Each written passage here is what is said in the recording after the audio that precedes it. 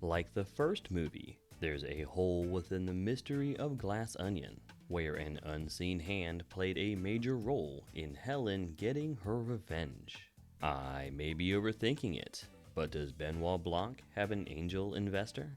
Our favorite gentleman detective has been suffering from a lack of work, so we can deduce that there is not any income coming in, which is distressing because this is not a cheap neighborhood. Sure, we don't know what Philip does for a living or how much he makes, but we can be certain that Blanc is acutely aware of his bank account every time he pays a bill. So where does he get the money for a trip to Greece, a makeover for Helen, bribe money to countless journalists, and a counterfeiter on short notice? The obvious answer is the reason we don't think twice about it, that Blanc didn't pay for any of it. Helen did, from Andy's inherited fortune. But that doesn't make sense, because Helen admits that she only heard from the police 2 days prior, which is not enough time to process a final will and transfer the estate. And because of her teaching career in a state not known for its robust funding in education, we can assume that Helen does not have the petty cash for an unplanned exotic trip.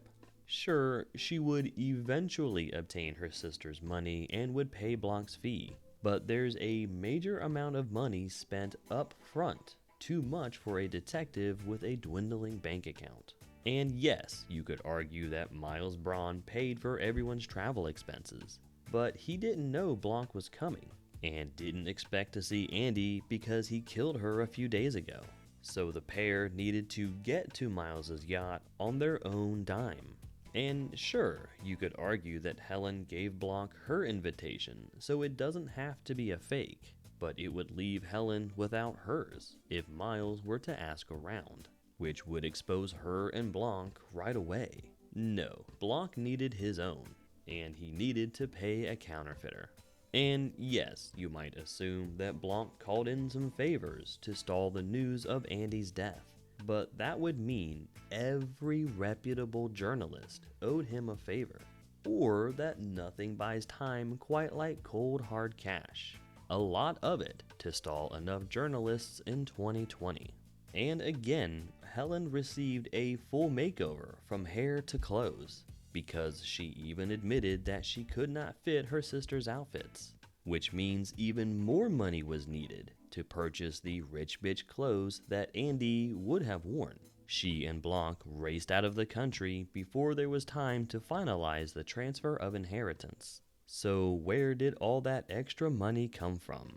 An angel investor, of course. Someone with a fortune to spend, and who already owes Benoit Blanc for her brand new life.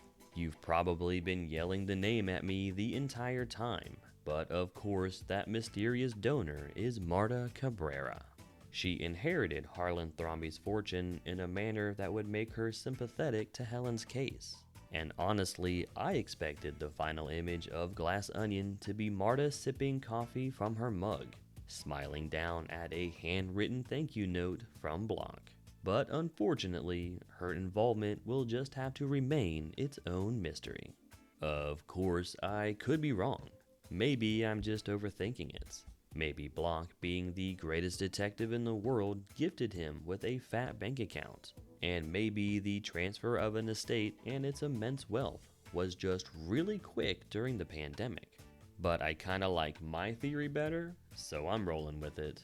Until next time, keep reading between them lines. If you enjoyed this theory, you should totally check out my RRR video, where I break down how the protagonist's epic introduction foreshadowed every major milestone of his journey. And please, take care of yourselves out there, and I'll talk at you next time.